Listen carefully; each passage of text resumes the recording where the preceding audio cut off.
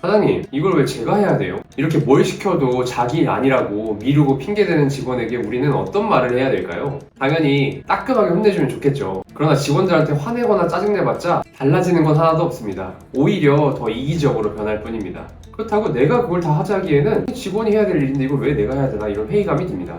한 회사라는 이름으로는 묶여있지만 각자 자기 편한 대로 자기 일만 하려는 이런 무한이기주의, 저는 이 이기주의를 해결하지 못해서 직원들을 잘라보기도 하고 자기 전에 심장 콩닥콩닥 하면서 불안감에 스트레스에 못 이겼던 적도 많습니다. 도저히 안 되겠다 싶은 마음에 경영서적을 30권 이상 읽으면서 해결책을 찾으려고 노력했고 결국 저한테 맞는 해답을 찾았습니다. 제가 했던 수많은 방법들 중에서 누구나 바로 써먹을 수 있고 가장 효과적인 방법 3가지를 오늘 최초로 공개하겠습니다. 도대체 왜 직원들은 이기적으로 행동하는지, 그러면 우리 사장들은 어떻게 행동하고 말해야 하는지 오늘 영상에서 그 답을 찾게 되실 겁니다. 먼저 이것만큼은 피해야 한다라는 잘못된 대처법 2가지 알려드릴게요. 보통은 이렇게 합니다. 억지로 시키거나 그냥 내가 하거나. 자, 제가 억지로 시키면 직원들이 하기는 합니다. 근데 불만이 계속 남아있어요. 뒤에서 꿍시렁꿍시렁 사장님 욕하고 내가 이걸 왜 해야 돼? 라는 불만, 짜증, 손해보고 있다는 생각이 해소되지 않았기 때문에 다음에 비슷한 일 또 시키려고 하면 아무리 작은 일이라도 내 일 아니라면서 절대 안 하려고 합니다. 일부러 더 외면해요. 그래서 억지로 시키는 건 한 번은 괜찮은데 그 이후에 또 뭔가를 시키려고 하면 직원들이 반감을 드러내고, 그러니까 사장인 나도 설득하거나 계속 하라고 하기에는 힘에 부치는 상황이 옵니다. 나는 직원들이랑 감정소모하기 싫다 라고 말하면서 그냥 내가 해버리면 어떻게 될까요? 결국 누가 하지 않고 남는 일들은 다 내가 하고 있어요. 내가 회사 짬처리 다 하고 있는 거예요. 그러니까 정작 회사 키우는데 필요한 더 중요한 일에는 집중력이나 에너지, 시간을 쓰지 못하고 내가 이게 뭐 하는 건가 하고 하는 현타가 올 겁니다. 아니, 여러분이라면 사장이 짬처리하고 있는 회사에 여러분 돈 투자할 수 있으세요? 못하죠. 사장이 아프거나 사장이 일에 소홀해지거나 이러면 회사가 휘청할 게 뻔하니까요. 그만큼 직원들의 일을 내가 다 수습하고 있는 것 또한 회사가 역행하고 있다, 망하고 있다, 잘못된 길을 가고 있다라고 봐도 무방한다는 거죠. 자, 그럼 우리가 어떻게 해야 직원들이 자발적으로 일할 수 있을까요? 효과적인 방법을 알려면 먼저 원인부터 제대로 파악해야 됩니다. 원인은 크게 3가지인데요. 첫 번째, 불명확한 업무 경계. 사업이 조금씩 커지면서 직원들이 들어오다 보면 각자 역할과 직무가 생기죠. 그런데 작은 회사에서는 이게 칼로 무자르듯이 깔끔하게 나눠지지가 않습니다. 예를 들어서 밖에 팜플렛을 뿌려야 돼, 아니면 플래카드를 붙여야 돼. 이런 거 뭐 영업 직원이 해야 되는 건가? 마케팅 직원이 해야 되는 건가? 사장이 해야 되는 건가? 이렇게 애매한 부분이 있습니다. 사장이 내가 봐도 깔끔하게 누가 해야 된다라고 떨어지지 않는 일들도 있고 서로 희생하고 도와줘야 되는 일들도 있죠. 근데 이게 우리같이 작은 회사만 이런 문제가 있느냐? 아닙니다.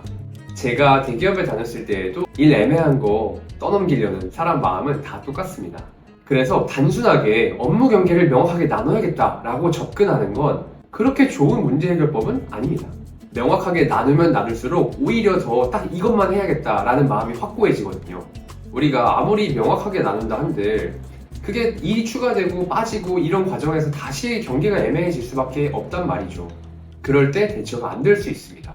업무 경계를 명확히 나눠서 해결해야겠다라고 할 경우에는 그렇게 나중에 다시 문제가 생겼을 때 대처가 잘 안 됩니다. 그래서 2번째, 3번째 원인을 알고 있는 게 중요한데요. 직원들이 이기적으로 행동하는 원인 2번째는 소통 구조의 부재입니다. 여러분은 혹시 주기적으로 팀미팅 하면서 팀원들의 이야기를 듣고 소통하는 시간을 가지고 계신가요? 아마도 없으시거나 있다고 하더라도 이렇게 서로 갈등이 생긴 문제, 이런 애매한 문제에 있어서 솔직하게 터놓고 이야기하는 시간은 가지시지 않을 겁니다. 그래서 이렇게 불편한 일들이 생겼을 때 사장은 사장대로 직원 꼴보기가 싫고 직원은 직원대로 불만만 가득하게 됩니다. 쉽게 말하면 서로 감정이 꽁해져 있는데 이게 해소가 안 되니까 서로 쌓이고 쌓여서 나중에 큰 문제, 퇴사라던가 아니면 갑자기 화를 낸다던가 아니면 지시에 불복종한다던가 이런 문제가 생기는 거죠. 직원들이 이기적인 이유 3번째는 문화입니다. 이거는 소통 구조가 없다라는 2번째 원인에서 파생되는 건데요. 원활하게 이야기를 터놓고 소통할 수 있는 구조가 없다 보니까 언제나 내 생각만 앞서고 상대가 이해가 안 되는 거예요. 직원들은 자기 불편한 점만 생각하고 그러니까 손해보기 싫은 마음에 나서서 도와주지 않는 문화가 정착되는 겁니다.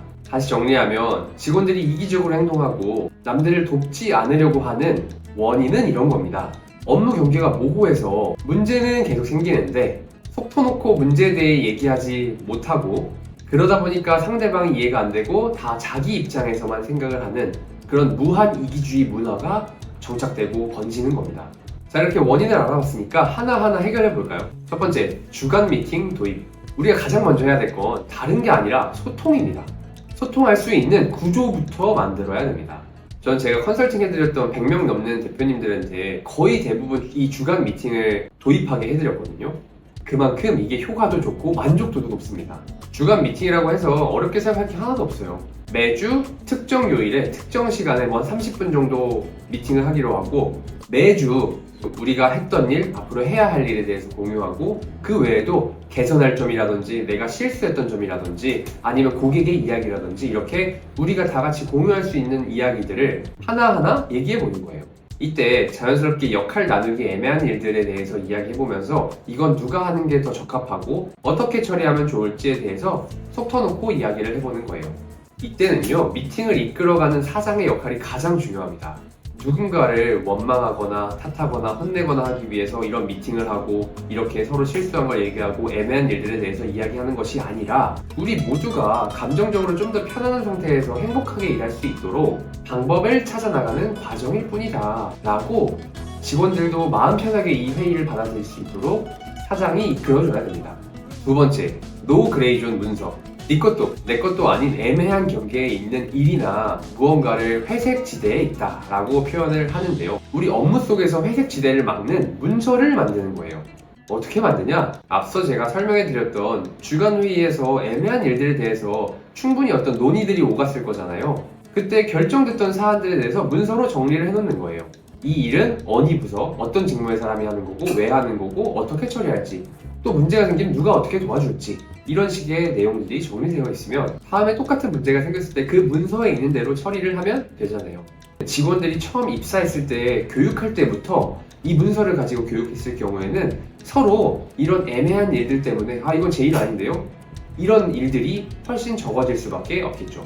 세 번째, 서포트 크레딧. 주간 회의를 하고 그 내용을 통해서 노 그레이존 문서를 만들고, 이런 것 외에도 서로 도와주는 걸 게임처럼 만들어서 이타주의 문화, 서로 돕는 문화, 팀워크 문화를 정착시킬 수도 있습니다. 다른 직원을 도와줄 때마다 크레딧을 하나씩 주고, 매월 가장 많은 크레딧을 받은 직원에게 선물 같은 소정의 보상을 주면서 팀워크를 그냥 게임처럼 느낄 수 있게끔 만드는 거죠.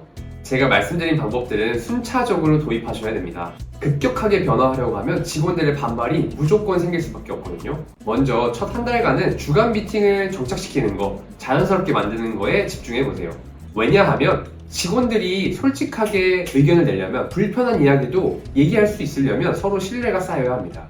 그렇게 주간 미팅을 한 달간 해보시면서 서로 솔직하게 이야기할 수 있는 신뢰관계를 미리 만들어 주시고, 어느 정도 이야기할 수 있는 토대가 됐다라고 한다면 업무 경계가 애매한 일들 혹은 서로 불만이 있었던 일들에 대해서 솔직하게 이야기하게 하면서 아까 말씀드렸던 노그레이존 문서 초안을 만들어 보세요. 그렇게 노그레이존에 대한 결론이 어느 정도 정립이 되다 보면 그 다음에는 서포트 크레딧 같은 제도를 통해서 서로 도와주는 팀워크 문화를 한번 만들어 보세요. 주의할 점으로는 첫 번째, 너무 급격하게 변화하려고 하지 마시고, 두 번째로는 직원들의 의견도 충분히 중간중간 수렴을 해주셔야 될 거고요. 세 번째로는 대표님이 직원들을 적극적으로 독려해야 한다는 점입니다. 이런 새로운 시도들이 자리를 잡는 건 빠르면 한 달, 일반적으로는 3달 정도 걸립니다. 처음부터 모든 게 해결될 수는 없습니다. 꾸준히 지속적으로 실행해 보세요. 6개월 뒤면 여러분들의 직원이 한 팀이 돼서 서로 자기가 먼저 돕겠다고 할 겁니다. 저는 자기 일 아니라고 떠넘기는 직원들을 어떻게 해야 할까 고민해 보면서 결국은 직원들을 존중하고 소통하려는 사장이 직원들의 자발적인 협동심을 이끌어낼 수 있다는 걸 깨달았습니다. 앞으로도 직원들을 부려먹는 게 아니라 존중하고 소통하면서 함께 성공하는 방법에 대해서 알려드릴 테니까요. 함께 하실 멋진 사장님들은 구독과 좋아요 눌러주세요.